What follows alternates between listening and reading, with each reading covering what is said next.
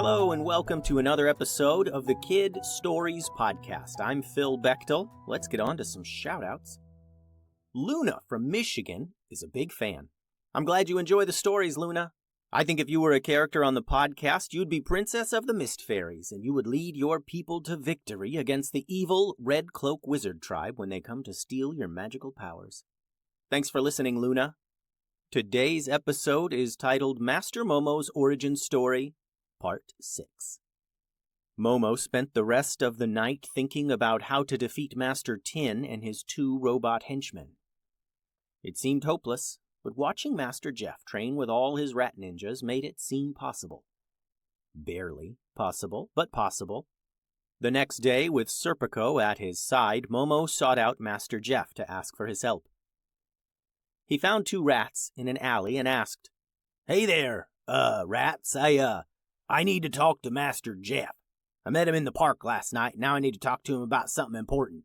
You, know where I could find him?"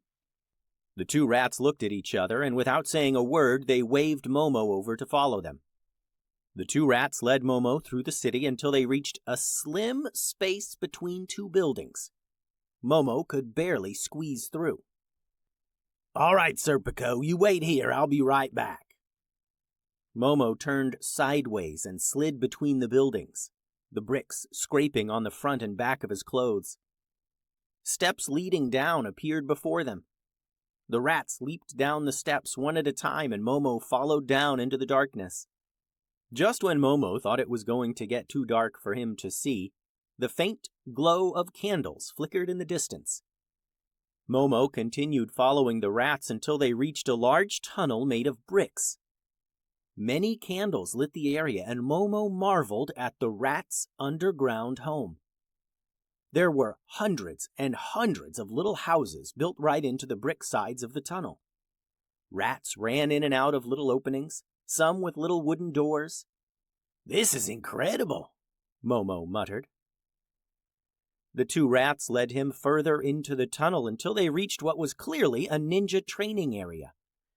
It was very similar to the training spaces they had at the old Cliffside City Dojo, except small enough for rats. Momo noticed Jeff working with some rats in the training area. "Master Jeff, are you training all day, every day?" Momo asked. Jeff turned to Momo and grinned. "Sometimes it seems like it. Us ninja rats gotta stay sharp, just like you ninjas, am I right?" Momo realized that the Cliffside ninjas trained every day as well. This was nothing odd for true ninjas. "Jeff, I'm gonna get right to the point," Momo began. "I need your help. We need your help, everyone. Cliffside's old master, Master Tin, well, he's gone rogue. Some evil magical artifact has infected him, and he's got two robot henchmen, and, they seem invincible." Jeff nodded. "Yeah, we've been getting reports of villages and towns all over the valley falling to the robot ninjas." "Yeah, well, we gotta do something, don't you think?" Momo asked. Jeff nodded again. "I guess we do gotta do something. What do you suggest?" "Well, we can lure him back here to Cliffside, fight him on familiar ground," answered Momo. "Yeah, but it's familiar ground for him too," said Jeff. "And he'd probably suspect something like that. How about a surprise?" Momo thought about it, and the two moved their conversation to a space where maps covered the floor. Momo knelt down to get a better look. "Look here, these are the villages that the robots have been attacking," Master Jeff said, pointing to the map. "They're just going town by town all along the coast here. Would be pretty easy to predict the next target."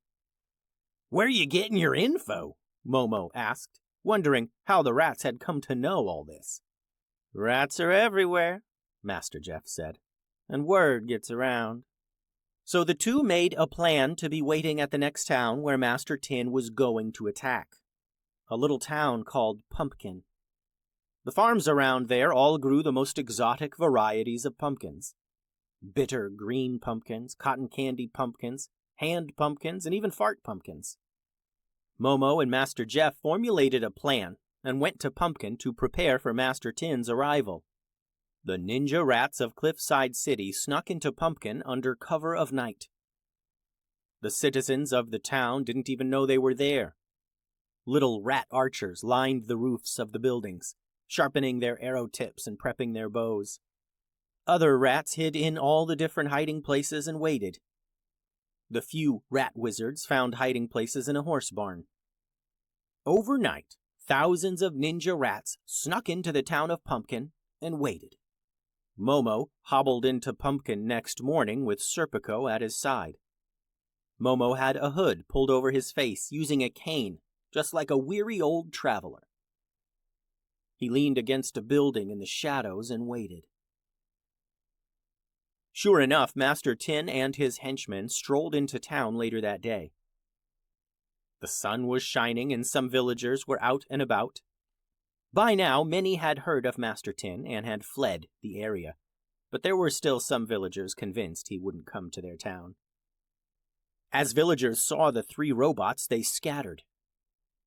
The robots were banged up, the metal parts of their bodies dented and scratched, but they moved as if they were freshly made.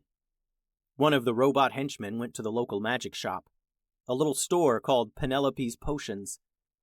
The henchman ripped the door off its hinges and threw it in the street. The robot stomped into the shop, and a moment later a woman, probably Penelope, ran out, headed straight out of town. Momo peeked around the corner of the building and saw Tin and the other robots setting fire to some buildings. The 3rd robot stepped out of the magic shop, his hands full of magical items and potions. Momo turned to where he knew Master Jeff was hiding, in the shade of a stone well. Momo nodded and Jeff squeaked, ordering the rat archers on the rooftops to fire. Hundreds and hundreds of rats popped up along the roofs of the buildings and released a volley of little metal arrows. The arrows sailed through the air, gently whistling as they did. At the same time, hundreds more rats attacked on the ground, swarming the robot's legs, climbing up and slashing at any exposed wiring with their little swords. With the robots fully distracted, Momo rushed out from behind the building. He took a few steps and then leaped up onto a parked horse cart, and from there he leaped up at Master Tin. He soared through the air, and his sword came down hard on Master Tin's metal face. A loud clang rang out. A deep gash appeared in Tin's metal robot face, and sparks shot out. Tin lifted his face. "Momo," he said. Momo slashed at Tin, their swords meeting in the air in a clash of metal. Their hands and arms were a blur, slashing and blocking and stabbing.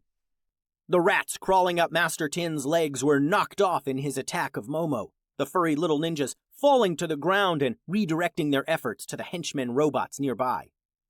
Master Tin was using one hand to fight Momo with his katana, and his other hand was swatting away the relentless volley of arrows raining down from the rooftops of the nearby buildings. The robot ninja master was getting frustrated, and his eyes became red so bright that Momo had to squint.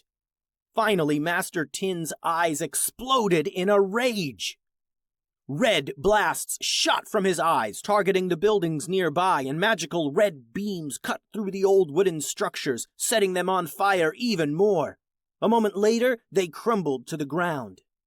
The robot master then began to spin. He spun and spun and spun, his katana outstretched, spinning so fast he created a mini dust storm.